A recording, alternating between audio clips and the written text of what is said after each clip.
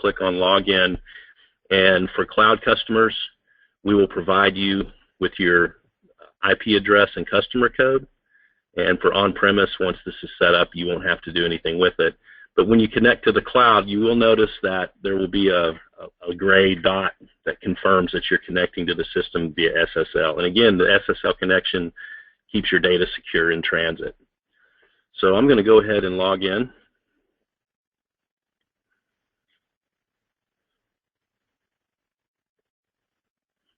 And we're going to move on to the next item. So number 9 in the countdown is hide folder indexes.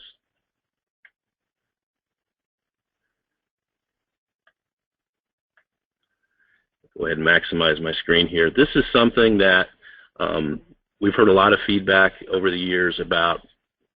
Sometimes our customers want to use information in the folder indexes that may be confidential, maybe only certain people are supposed to see. In this example, maybe an HR manager wants their staff to use a safe system for personnel records, but they don't want to expose things like Social Security numbers. So in this example, I'm in an employee file. I can scroll down. You can see that in this case we have Social Security number hidden. And to give you an idea of where you can set that up, and by the way, this is in version 10.4.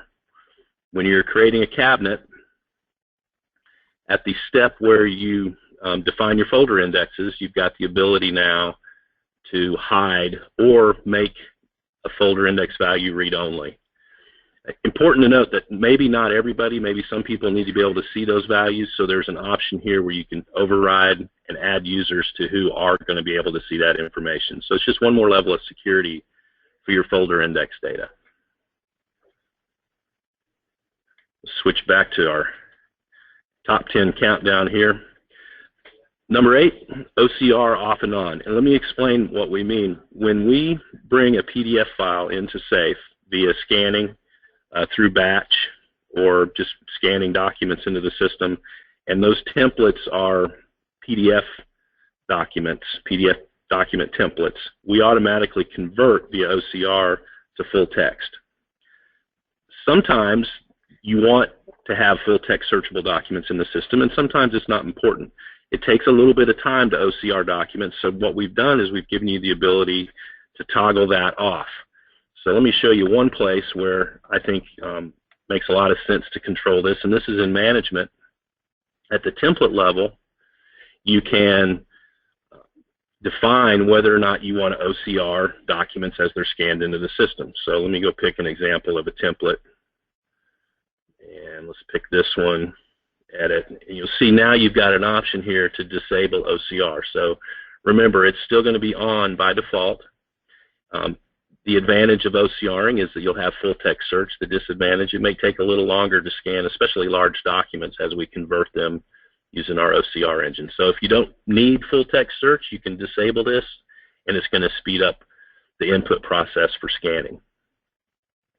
And that's done in the template setup. On the first screen, you can just check that box to disable that OCR. You can do it by template.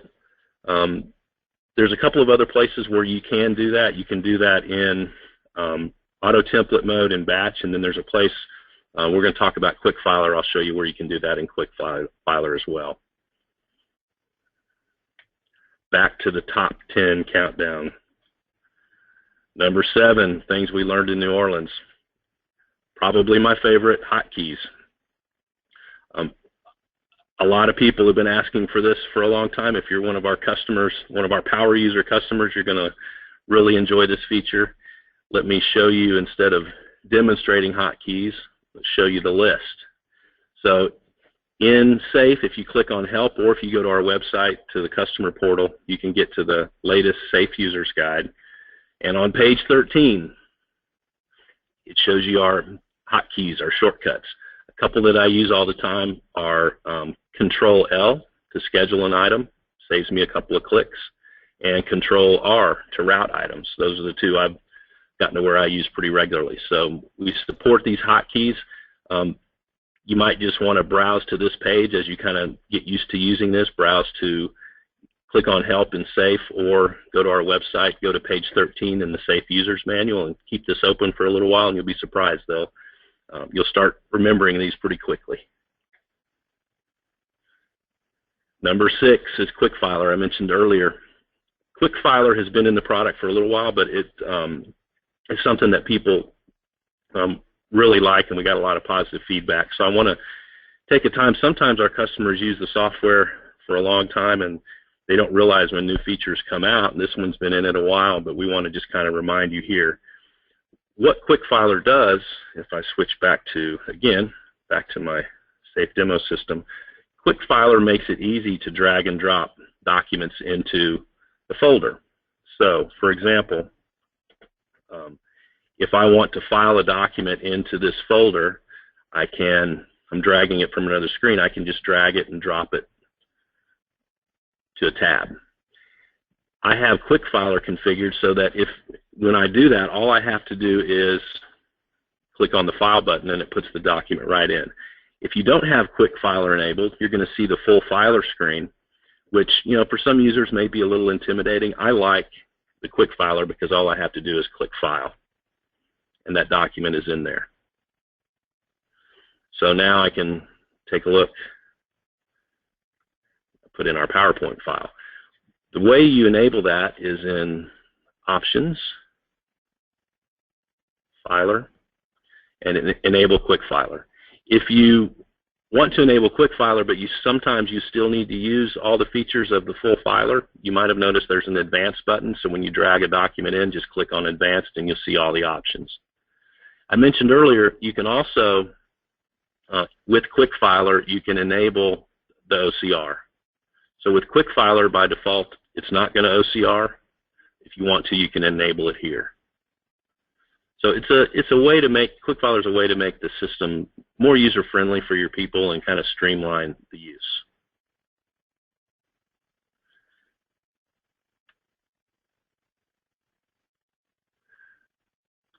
Number 5, AP updates. What we're going to do now is switch over to Gene. Gene, I'm going to make you the presenter, and you can take us on down to number 1.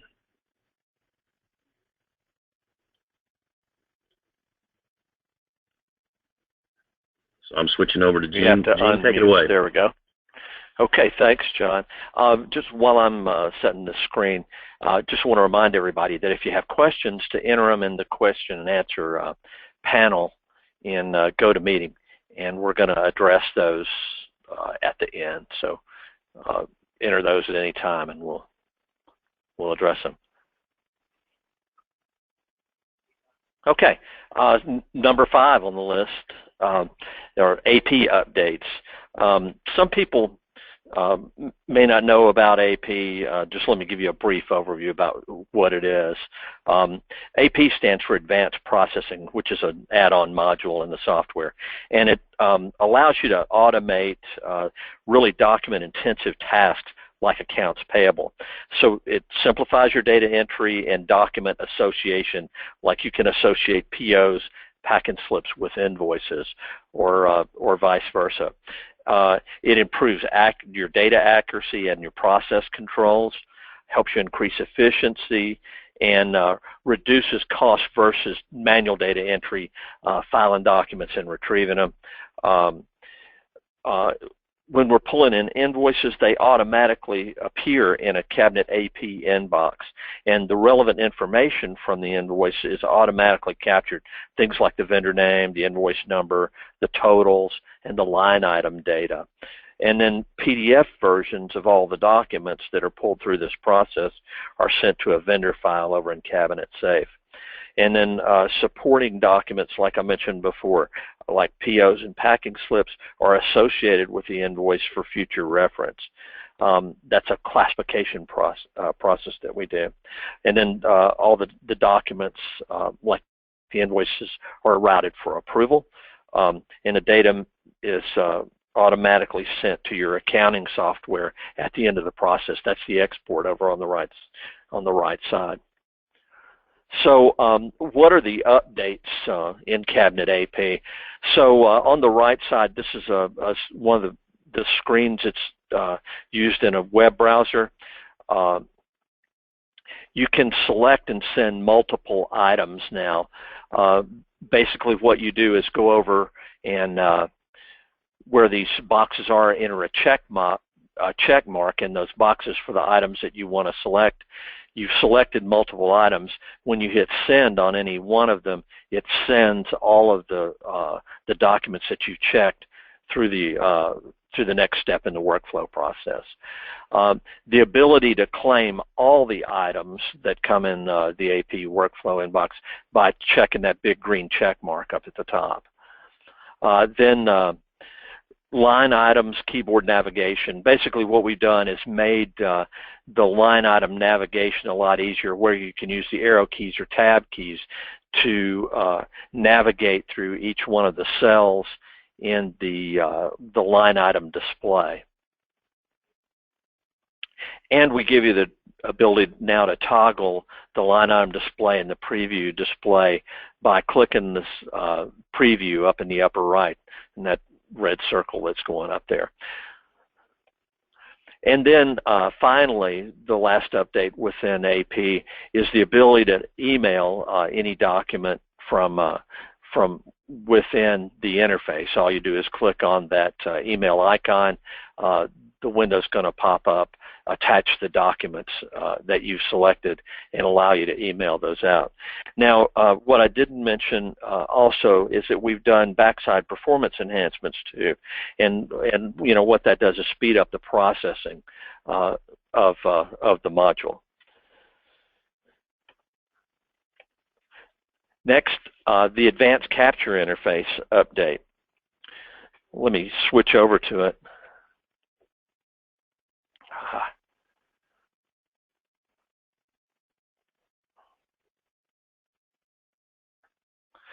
So it's got a whole new look and feel to it. Advanced Capture, now I'm going to set up a job here and run it so that you'll see what the new interface looks like. We tell it to go out and capture the documents. We pick a job that we want to run. I'm going to run AP here, and then I go pick some documents that I want it to run through the system. I'm going to choose these invoice packing slips and PO. And I'll tell it to start capture, and the first thing it's going to do is bring the documents in. You'll see in this box in the middle that it's bringing them in. You get a preview of the different documents brought in through advanced capture over on the right. So now I've got all my documents. I'll tell it to close that batch and then go to the next step. All right, so what it's going to do now is run these documents through classification. That's where it figures out what they are. Is this a PO? Is this a pack and slip? Is this an invoice? So it's running it through that engine now.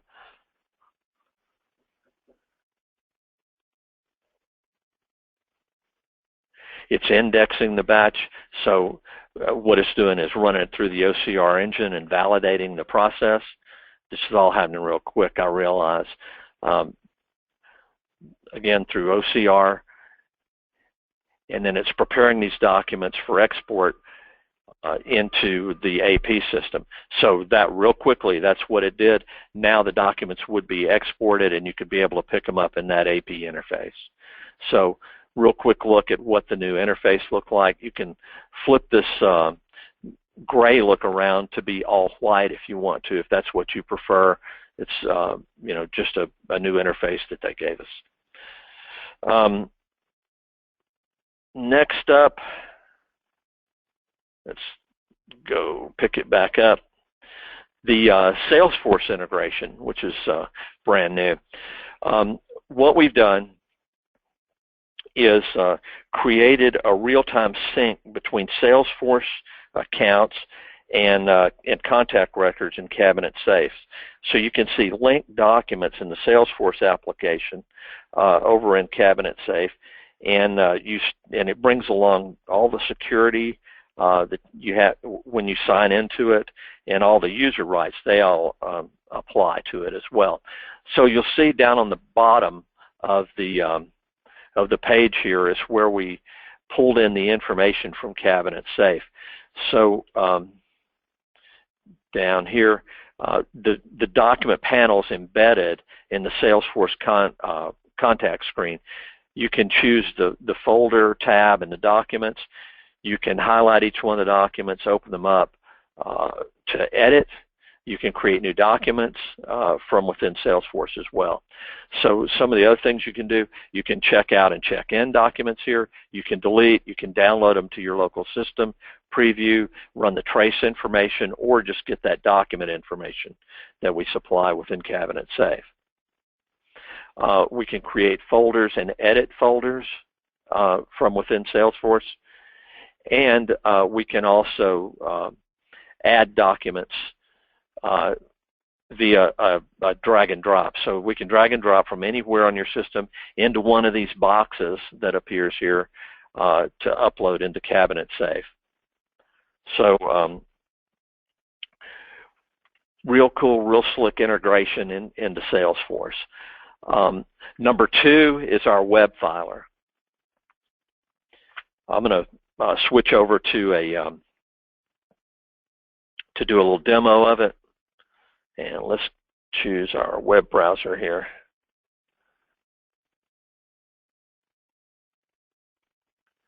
And we'll open it up.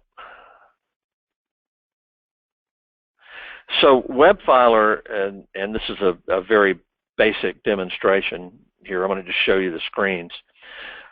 This information can be customized to the client company that's going to use it. It's very useful if you have remote offices that only need to file things in the system. They don't need any other access to the Cabinet Safe system. So, you know, you've got a remote store that just needs to upload receipts and invoices that vendors have dropped off. We can set up multiple blocks like this on a web page for you. Very simple to use. Workflow is enabled with this, so if you drop a document in and the template that files it is workflow enabled, it will be able to workflow it. So basically what you do is just select a folder that you're going to drop a document into. Click select, that's up at the top there. And then go out and browse to your system and pick up a document, or you can drag and drop a document over here. It's going to give you the name of the document, and you just tell it to file, and boom, it's out in Cabinet Safe. Very simple for uploading documents from remote sites. Again, if the user only has requirements to file things, this is the perfect, very inexpensive, very slick way to do it.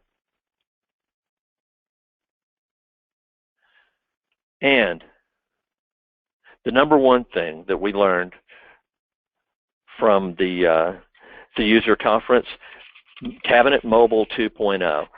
So all of our mobile apps are now available across all the mobile platforms, iOS, iPhones and iPads, Android devices, and Windows 10. We give you, with those apps, the ability now to edit folders and documents from within the apps, to add folders, notes, and documents, to create new documents, to import new documents, to take a photo and file it, to email a document via the open-in option, and a login option with supported biometrics. So you can use the biometrics that are the one on the iPhone that I use all the time, and the ones that the Android uses where it's more photo recognition. So I'm going to switch over and quickly show you the iPhone interface. Let me jump up here.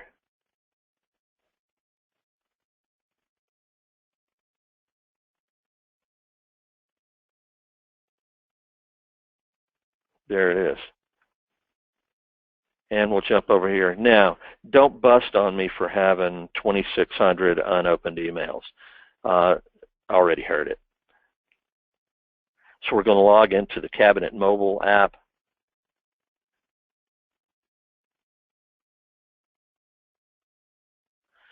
Okay, note the repository and cabinet displays. You can choose the repositories by selecting on the bottom there, which is not the one I want.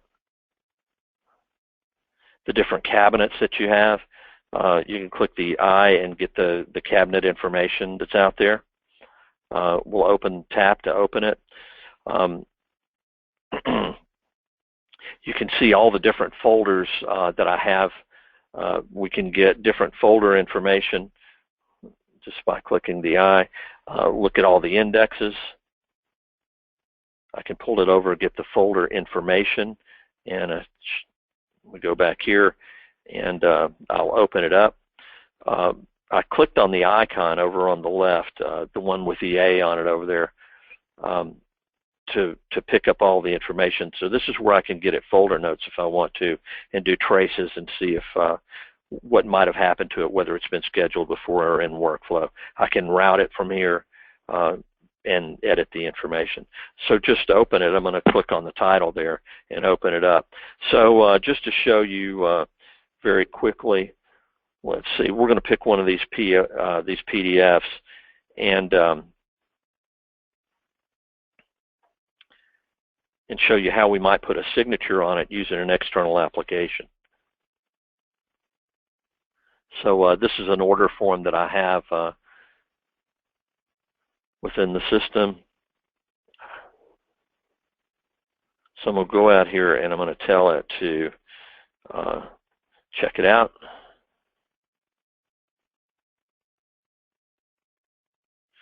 And I'm going to copy it to TinyPDF, one of the PDF applications that I have. PDF Pro also works. This is just one that we've chosen. Now, what I'm going to do is add my initials to it by clicking the little signature icon up on the top. That's the best way to show you. All right, and that's chosen. So I'm just going to put my initials on it, and then I'm going to close it by clicking the X up here. And then I'm going to tell it to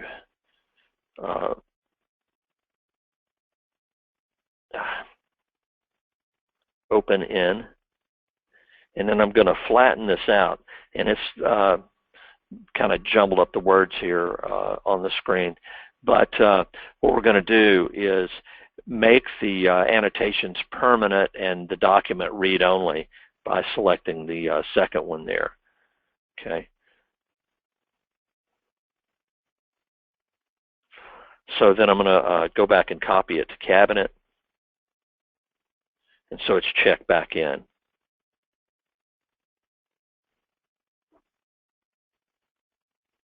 So now I open that document in Cabinet Safe, and you'll see that it's got that signature that I put on it already.